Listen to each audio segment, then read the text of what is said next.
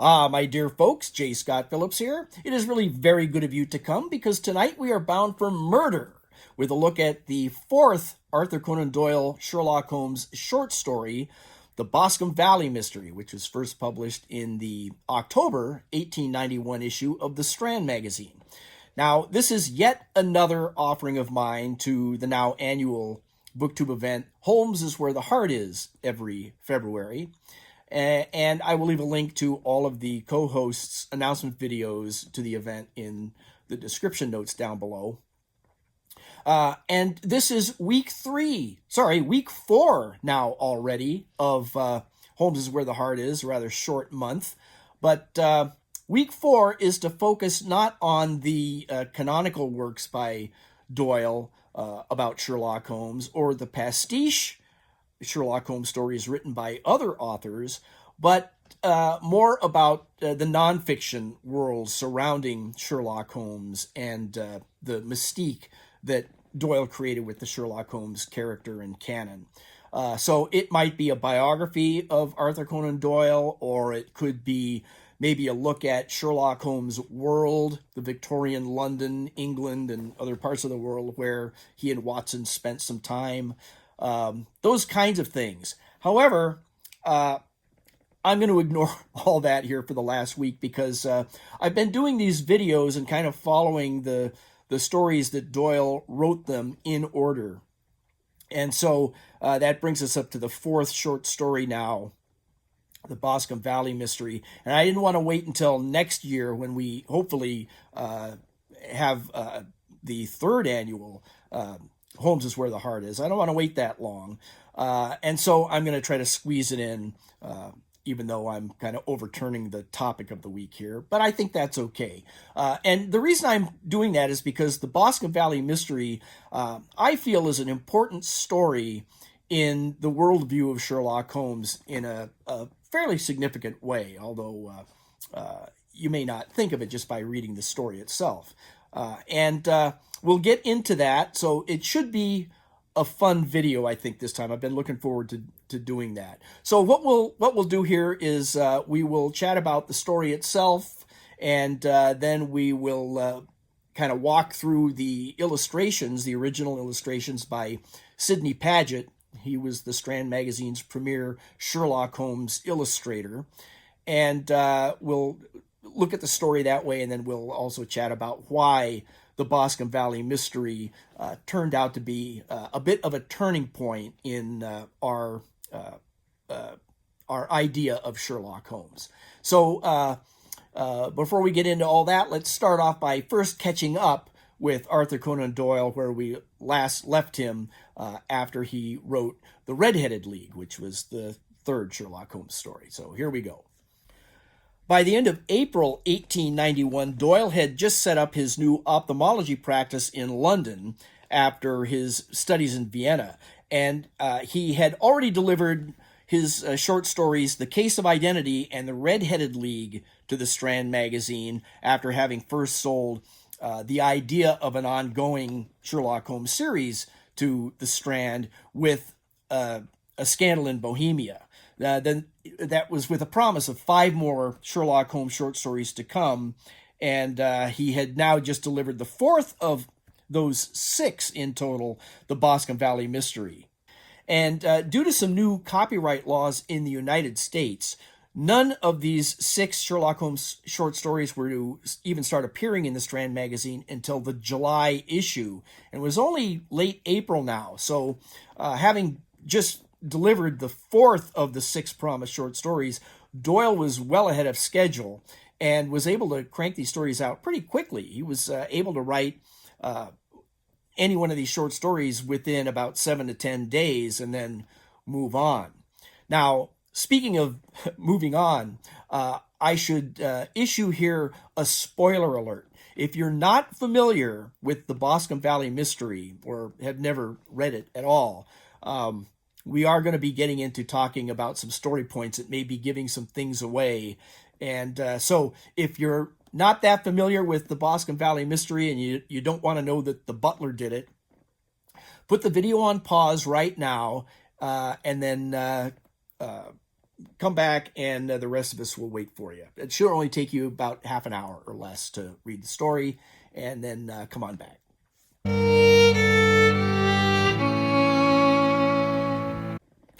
All right, now, Doyle's favorite kinds of stories to write were adventure stories, and they were usually based on actual events that were either going on currently at the time he was writing the story, but just far away, or maybe recent events in the world, or historical fiction, usually based on a true backdrop for his stories, and then he would take that and expound and exaggerate and add all kinds of daring do to the stories.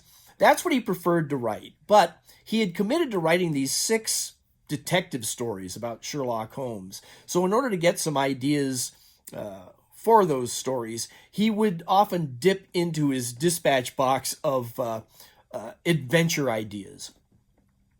He had done it with his first Sherlock Holmes story in kind of a part of the story that was set outside the world of Sherlock Holmes in London, and told the story of the founding of the Mormon Church in the old American West.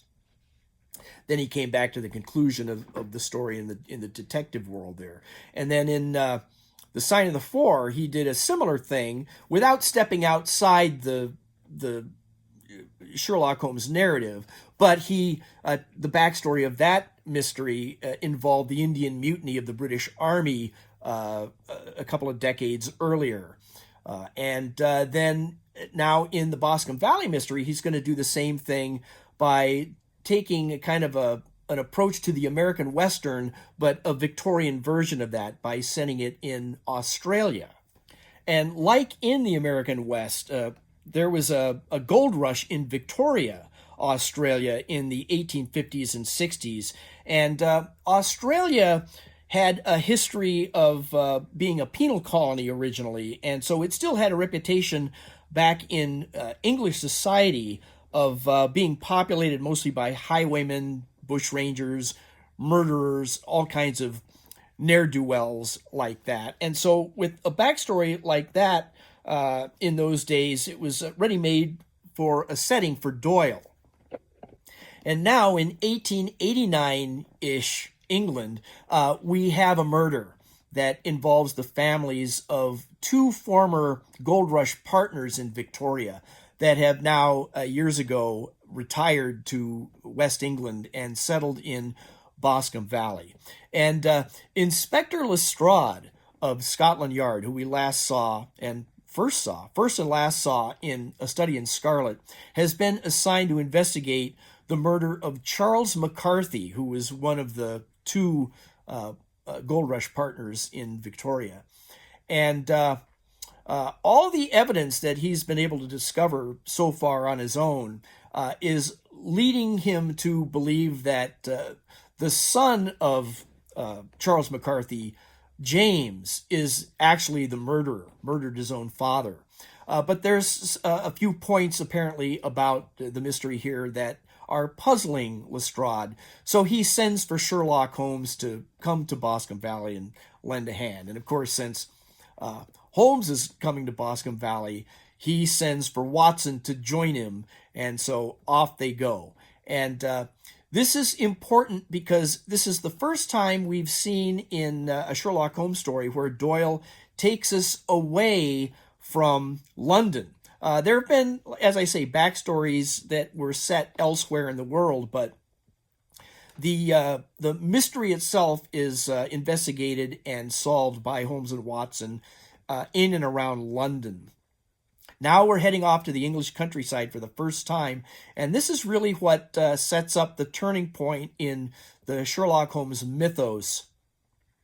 And I think the best way to get into that is to just jump into the illustrations by Sidney Paget. But before we do that, let's just, like we did with Doyle, catch up with Sidney Paget, where we last saw him having finished the illustrations for the Red-Headed League, and now moving on to the Boscombe Valley Mystery. Paget always had Doyle's manuscripts to work from, and he always tried to select scenes from the manuscript that he could render as accurately and authentically as possible, based on Doyle's descriptions of the characters and the action of the story.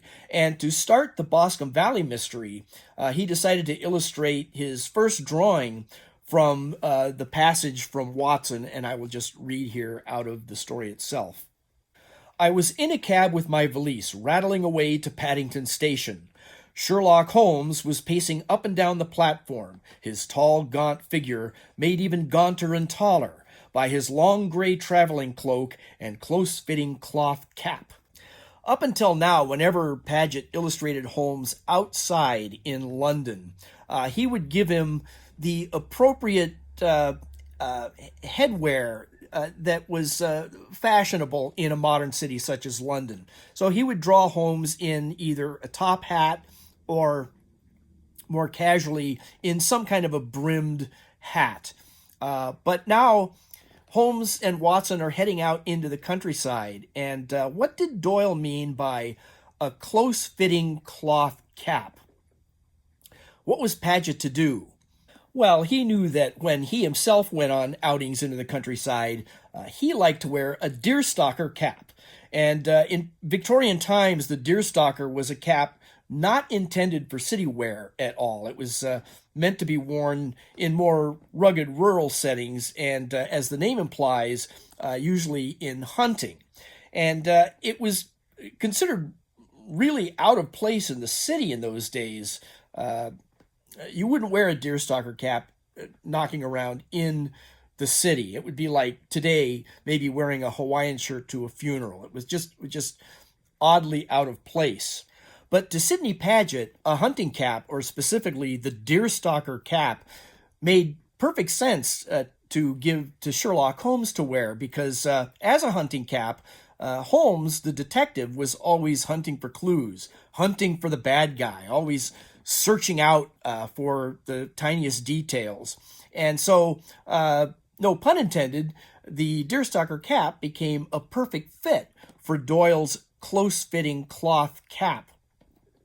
So, on the very first page of the October 1891 Strand magazine, the opening page of the Boscombe Valley Mystery, Paget gave the world its first sight ever of Sherlock Holmes in his famous double-billed deerstalker cap, which has become almost exclusively unique to Sherlock Holmes ever since. The scene itself is of Holmes and Watson on the train from London, bound for the scene of the crime in Boscombe Valley, which is a country district not too far from Ross-on-Wye. And that's a small town in Herefordshire, not a sandwich. But during the trip, Holmes gives Watson the details of the case as far as they know them at the time. Now, it's several hours by train from London to Ross-on-Wye, and so that gives Holmes a chance to bring Watson up to speed on the details of the mystery they're going to investigate, at least as far as what they know so far, before Holmes himself has had a chance to look at the situation. All right, now, before we move on with the rest of the illustrations, I want to spend a few minutes and talk about a deerstalker cap, but in particular, my deerstalker cap, my own personal close-fitting cloth cap. Oh, it looks pretty good, doesn't it? Yeah. I have been very proud and is equally embarrassed by this cap over the years. I got it around 1977, and I was a college student at the time and a pretty new Sherlock Holmes fan. I'd only been reading the Holmes stories for maybe a year, maybe a little less, probably less. Once I started reading them, the bug bit pretty hard, and so I fell way into Sherlockiana. And so I started to collect kind of the Sherlock Holmes paraphernalia, I guess, for a better term, the artifacts and things that you associate with Sherlock Holmes. And so I went out to a local tobacco store and bought a calabash pipe, which I've still got right back here on the shelf. It's made with an actual calabash. Apparently, over the years, there's been a calabash shortage, a blight or something, and the pipes themselves haven't been as popular. So if you get a calabash pipe today, the body of the pipe will probably not be made out of an actual calabash gourd. It'll be made out of maybe briar if you're lucky. That's pretty good. Or maybe some kind of a plastic or acrylic, something other than the actual gourd. Mine's the actual gourd with the meerschaum bowl, all that kind of thing. So, of course, along with a pipe like that, you need to have the proper humidor that Holmes himself would keep his tobacco in, his shag tobacco or latakia, whatever, in a Persian slipper, which I happened to find after some searching. I found one at a Pier 1. And actually, I found two of them. They come in pairs, obviously. I only needed one, so I had another friend who was also getting into Sherlock Holmes at the time. So I gave the other slipper to that guy.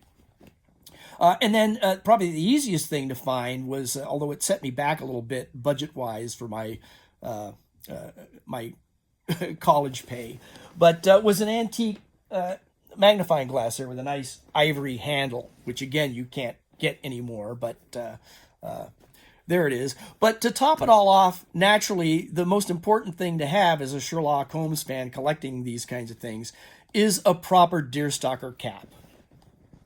And now in those days, you couldn't really find them too easily. They were around. You could find them here and there, but they were usually kind of cheaply made costume items, and they didn't really hold up to much wear or scrutiny. They didn't really look authentic. They looked more like two baseball caps kind of sewn back to back with a weird little flap ribbon thing maybe over the top. That was about it. But I needed a proper deerstalker cap. Now, at about this time, I decided it would be a good idea to join the Los Angeles branch of the Baker Street Irregulars, which was the Sherlock Holmes Society with branches all around the world. And the LA chapter was founded by this guy, Sean Wright, who had been a Sherlock Holmes fan since he was a little kid. And so he knew all the authentic, proper Sherlockian stuff. So he founded the non-canonical calabashes. That was the name of his local scion here in the LA area. I'm coming from Orange County, so LA was the closest chapter that I could join. And they would have several events throughout the year. They would have the big summer blockbuster banquet called the Gasfitters Ball.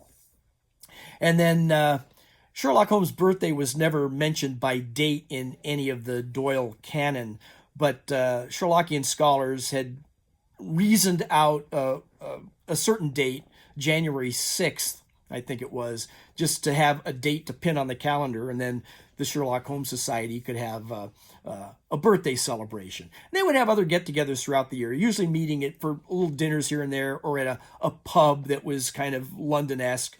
And then you'd meet up with other Holmes fans and talk about the canon and movies that would be coming out, comic books maybe. Anything Sherlockian would be discussed to death, really. They put out a magazine. The non-canonical Calabashes had a newsletter they would put out several times a year. And there was an ad in there one time, probably several times, for deerstalker caps that were custom made for you, measured your head in particular, so it would be a close-fitting cloth deerstalker cap made by none other than Sean Wright himself, the founder of the non-canonical Calabashes, for $12. All you had to do was provide him with the fabric or the material to make it out of, and then maybe $2 postage if necessary. Now, you could usually do the transactions at these various get-togethers and things and just talk to him directly. So I arranged for that, got the fabric. That itself is a long story, but got him the fabric, and he made me this cap, measured my head himself so that it was an exact fit, and it really is a close-fitting cloth cap. I got to pull that off like so.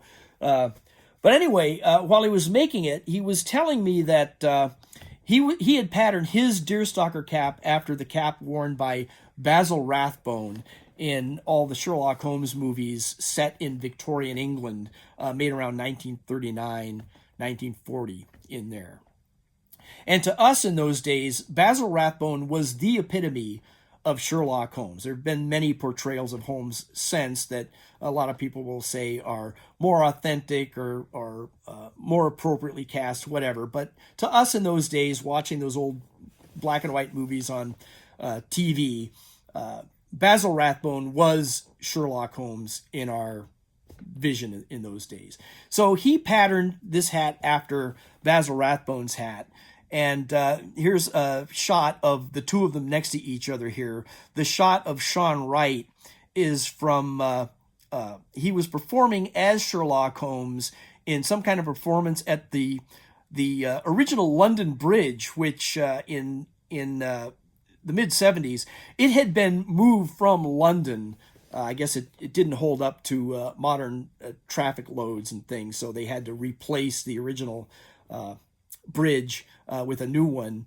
But they moved the original one to Arizona, Lake Havasu. And so you can still go there today and see the original London Bridge. But they were having a performance of the exciting chase down the Thames from the Sign of the Four, in which Sean Wright, in his custom-made deerstalker, performed Holmes in that scene. Now, while I was doing some background research for this video, I wanted to find out anything more that I could about the deerstalker cap, the history and all that. So I went to Wikipedia, and lo and behold, there's a whole section in there with Sean Wright himself talking about some of the history of the cap and its proper construction, how he's made hundreds of them over the years. And so I don't know if he's still making them. I'm sure they're not just $12 anymore. But it was interesting to see that the voice of authority in the deerstalker Wikipedia article is Sean Wright. So I had to dig this cap out here and show it off a little bit. So what do you think? All right, there you have it on that. And so now let's move on back to the illustrations. This next drawing is part of the backstory that Holmes is telling Watson while they're traveling on the train. And Paget gets the details here close, but no cigar. And actually, there is a cigar coming up here a little later. But we'll get to that in a few minutes. But here now, the 14-year-old daughter of the lodge keeper at Boscombe Valley Estate had been out in the woods picking flowers when she overheard and saw a violent argument break out between Charles McCarthy and his son James. And this scared her, so she went running back to the estate and told her mother what she'd just seen. But then, just then, a minute later, James McCarthy, the son, without his gun or hat, and with his right hand covered in blood, and his sleeve covered in blood, comes running up and says that he just found his father lying dead at Boscombe Pool and is hoping that the lodge keeper can come and help out and see what's going on. So they follow him back into the woods.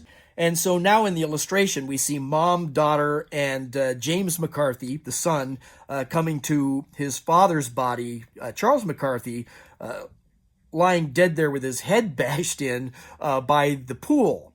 And right there we see there's James's gun and his hat. So, okay, Sidney Paget, so far so good. But if the daughter was so upset by the violent argument, why would she go running back into the woods where she knows she's going to see a dead body? And why would her mother want to see that?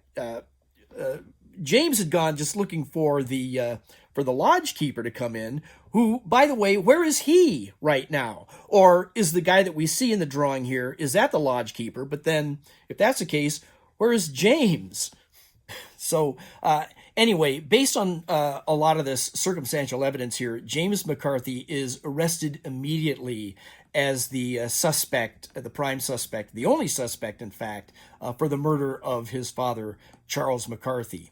Now, this next illustration, we're back on the train, and Holmes hands Watson a newspaper with a description of the case so far. And there's an account in the paper there of the affair, as much as they know so far, and James McCarthy's statement to the police and to the court. And he's telling them that he had just gone to Boscombe Pool to go rabbit hunting and came across his father standing there unexpectedly. Didn't expect to find his dad there at all. But they got talking about something that led into a pretty vile argument and almost came to blows. So to avoid any violence, James just took off. He just left his dad there standing in the woods by the pool. And he got about 150 yards away or so when he heard his father scream out. So James goes running back to the pool and finds his father with his head beat in rather badly and bloodily, and he's dying. So James dropped his gun to hold his dad and holds him while Charles is dying and is mumbling some things that James doesn't quite understand. So Charles dies in his son's arms, and then that's when James gets up and runs back to the lodge to get the help of the lodgekeeper. But then Holmes and Watson's train arrives at Ross on Wye, and they are met there by Inspector Lestrade. So now we get Sidney Paget's first ever illustration of our ferret-like inspector from Scotland Yard. That's Lestrade there on the left, and he's arranged for rooms for Holmes and Watson to stay at in town while they're undergoing their investigation. And so that's where they are, and they start to chat about the case, and then they are joined by Miss Turner, who is the lovely daughter of John Turner. And John Turner is the other retired Australian who actually owns the estate that the two erstwhile gold miners now have been living at. And Charles McCarthy has been given a farm on the estate to live rent-free. Such was their background together in Australia. Now, they only have Miss Turner to talk to. They are not chatting with John Turner because he's old and infirm, and his doctor says that this entire incident has just left him sick in bed. But Miss Turner wants Holmes to know that she herself believes in James' complete innocence. Watson is here mostly just to tell us readers how pretty Miss Turner is. But we see Holmes standing with his back to us now, and on the back of his long gray traveling cloak, we see a hood hanging from his shoulders here, and that's different than what we're used to seeing. Traditionally, we'll see Holmes when he's wearing the deerstalker. He's also wearing the classic Inverness cape back coat. So it makes me wonder if Sidney Paget, he usually would draw things that he had on hand in the studio. I wonder if his own traveling cloak was this hoodie affair. I bet it was. But Lestrade wants to take Holmes by train up to Hereford, to the prison where they're holding James McCarthy so that Holmes can interrogate him in person. And they're going to go, just the two of them, Lestrade and Holmes, and leave Watson behind. So Watson doesn't have much to do but just kind of hang out in the rooms there in Ross on Wye. But here we see Watson. He's not invited to go with Holmes and Lestrade to the prison, so he's just cooling his heels and hanging out, minding his own damn business in the hotel room. And he's got a yellowback book that he plops down to read, and he doesn't like it very much, so you kind of wonder what he might be reading, what Doyle had in mind as far as this cheap adventure that he's reading. Was it well, we won't go into it. But we do get to see him relaxing on the fainting couch, which is probably a lot like the fainting couch in Paget's own studio, where he sketched his old pal Alfred Butler, who was the model that Paget used for Watson in a lot of the stories. But Holmes and Lestrade return after a little while, and after talking with James McCarthy, Holmes is convinced now more than ever of his innocence, and wants to check out some of his suspicions by investigating further. And now we see from left to right here, Inspector Lestrade, Watson, Holmes and the maid at Heatherley Farm. That's the home of Charles and James McCarthy. And Holmes has asked the maid to see their boots, James and Charles's boots, so that he can take very careful measurements from all different points, because from here they're going to go down to the scene of the crime, Boscombe Pool. Now we see here that Holmes is still wearing the deerstalker, but he has lost the traveling cloak for some reason. And I think he's going to wish that he had that, because he's going to get kind of down and dirty at the scene of the crime here, investigating some clues. But I guess Paget knew he wasn't going to have to spring for the cleaning bill, so he just drew Holmes inspecting the muddy grounds around Boscombe Pool in his Norfolk tweeds, and then, as the caption tells us, for a long time. But he's still wearing the deerstalker, and it's beginning to grow on us. And now we're finally about to get to that cigar that I mentioned a little while ago. After Holmes's investigation at the Boscombe Pool, he leaves Lestrade at his rooms in town, and then Holmes and Watson retire to their own hotel, where Holmes is going to unravel the Boscombe Valley Mystery to Watson. And when I say Watson, I mean us, the readers. Several clues at the pool all pointed to one conclusion that confirmed Holmes's personal suspicions. Some of these clues were the pattern of the footprints, which some of them matched the boots of the McCarthys that Holmes had carefully measured, and others didn't. And then Holmes is also having to take into account the footprints of Scotland Yard, of course, who kind of muddied up the scene of the crime there. One of the pairs of footprints proved to Holmes that the culprit had hidden behind a tree during that violent argument between father and son, the McCarthys there. And one of the clues that Holmes astounded everybody with was that he identified the murderer as someone who smoked Indian cigars in a cigar holder. And he found the discarded cigar butt on the ground of the type of cigar and ash that he could easily identify as Indian cigar, and it had been roughly cut and not bitten, therefore smoked with a cigar holder. And after Holmes explains and describes all the reasoning behind each individual little clue, Watson himself comes to the proper conclusion and blurts out, "The culprit is..." Now, I'm going to stop again right here and give you one last spoiler alert, just in case. So if you want to pause, go read the story, come back, we'll be here, and I'll give you a few seconds to collect your thoughts here, and then we'll wrap things up.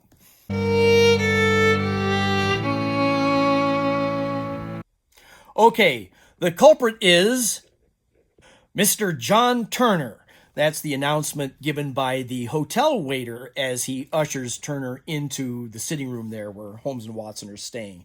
And Holmes had called for Turner to come to the hotel despite his infirmities, which are real. Remember, Turner is one of the two partners in the goldfields in Victoria, and is the one that actually owned the estate and had given his erstwhile partner, McCarthy, that farm to live on rent-free due to their former relationships. Now, Holmes confronts Turner with the accusation that he knows that Turner did it. He killed Charles McCarthy, and he gets Turner to tell the whole backstory going back to their days in Australia and what drove Turner to kill Charles McCarthy in the first place. Now, here we have an interesting example where Holmes is actually considering a higher form of justice in a way than the courts might offer in considering letting the villain get away with murder. And this is on the behalf of Miss Turner. Holmes doesn't feel that the innocent Miss Turner has any reason to be burdened with the knowledge that her own father killed the father of her beloved James. James and Miss Turner grew up together since childhood and are in love. That's a whole nother story with a lot of other complicated background to it in the story of itself, which I guess since I gave you 2 chances to read or become familiar with it, you already know that. But anyway, the reason for this, of course, is that John Turner himself is so weakened by his infirmities and other ailments and illnesses that he probably will not last much longer anyway. And this is largely because Holmes believes that he can get James McCarthy acquitted in court based solely on his own assessment of the evidence that should prove that James could not have killed his father. And since Turner himself doesn't have long for this world anyway, there should be no need to break his daughter's heart. So Holmes does force a confession in writing from Turner and promises to produce it in court only if his own testimony fails to acquit James, and thereby sparing Miss Turner's innocent heart.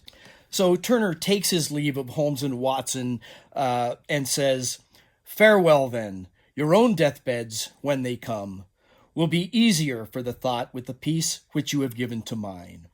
And then he slowly stumbled away from the room. And so there you have it, folks. The introduction of Sherlock Holmes's Deerstalker Cap to the world. And if you would care to investigate the Boscombe Valley Mystery yourself, I've created yet another Google map that pinpoints all the locations in the story, and I'll leave a link to that down below if you want to run around London for a little bit and then jump on a train for Ross on Wye and grab some lunch. So let me know if you enjoyed the Boscombe Valley Mystery yourself, reading the story, or if maybe you have a deerstalker cap in your haberdashery, or any other paraphernalia from any of the Holmes stories. If you got a pipe or a magnifying glass or what have you, let me know. Kind of fun to catch up with Sherlock Holmes fans on stuff like that. So in the meantime, until the game is afoot again, thanks a lot.